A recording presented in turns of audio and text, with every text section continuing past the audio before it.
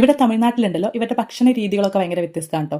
ഇവിടെ ഉണ്ടല്ലോ ഇവർ ഈ കറിയും ചോറും ഒക്കെ കൂടി മിക്സ് ചെയ്തിട്ട് ഇവർ ഫുഡ് ഉണ്ടാക്കും കേട്ടോ. അതായത് സാമ്പാറും ചോറും കൂടി കൂട്ടിയിട്ട് സാമ്പാർ സാദം, രസവും ചോറും ആണെങ്കിൽ രസം സാദം, ഇനി തൈരിന്റെ കൂടെയാണെങ്കിൽ തൈര് സാദം, മുട്ടയുടെ കൂടെയാണെങ്കിൽ മുട്ട സാദം, അങ്ങനെ മിക്സ് ചെയ്തിട്ട് ഇവരുണ്ടാക്കും കേട്ടോ. അപ്പൊ ഇന്ന് നമുക്ക് ഇവരുടെ സാമ്പാർ സാദം ഒന്ന് ട്രൈ ചെയ്ത് നോക്കാം.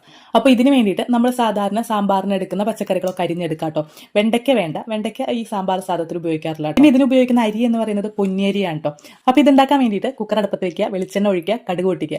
പിന്നെ ഉള്ളിയും വെളുത്തുള്ളിയും ഇത് അരിയണം എന്നില്ല കേട്ടോ, മുഴുവനായിട്ട് നമുക്ക് ഇതിൽ ചേർക്കാം. അത് കഴിഞ്ഞ് ഇതിലേക്ക് പൊടികൾ ചേർത്ത് കൊടുക്കാം കേട്ടോ. സാമ്പാർ പൊടിയാണ് യൂസ് ചെയ്യുന്നതെങ്കിൽ അത് മാത്രം ഇട്ടാൽ മതി. അതല്ലെങ്കിൽ മഞ്ഞപ്പൊടി, മുളക് പൊടി, മല്ലിപ്പൊടിയും എല്ലാം അങ്ങ് ചേർത്ത് കൊടുക്കുക. എല്ലാം ഒന്ന് മൂത്ത് വരുമ്പോൾ ഇതിലേക്ക് 1/2 ഗ്ലാസ് വെള്ളം ഒഴിക്കുക കേട്ടോ. ഇനി വെള്ളം ഒന്ന് തിളച്ച് വരുമ്പോൾ അരിയും പരിപ്പും ചേർത്ത് കൊടുക്കാം കേട്ടോ. അത് കഴിഞ്ഞ് ബാക്കി ഗ്ലാസ് വെള്ളം കൂടി ഒഴിക്കുക.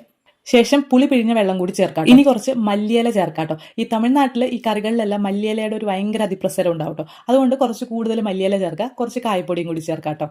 അപ്പോൾ അതെ, സാമ്പാർ സാധനം റെഡി ആയിട്ടോ. പപ്പടവും അച്ചാറൊക്കെയാണ് കേട്ടോ ഇതിന്റെ ഒരു സൂപ്പർ കോമ്പിനേഷൻ എന്ന് പറയുന്നത്. അപ്പോൾ എന്തായാലും ഒന്ന് ട്രൈ ചെയ്ത് നോക്കൂ. ഇതുപോലുള്ള വീഡിയോസ് ഇഷ്ടമാണെങ്കിൽ ചാനൽ ഒന്ന് സബ്സ്ക്രൈബ് ചെയ്തോളൂ.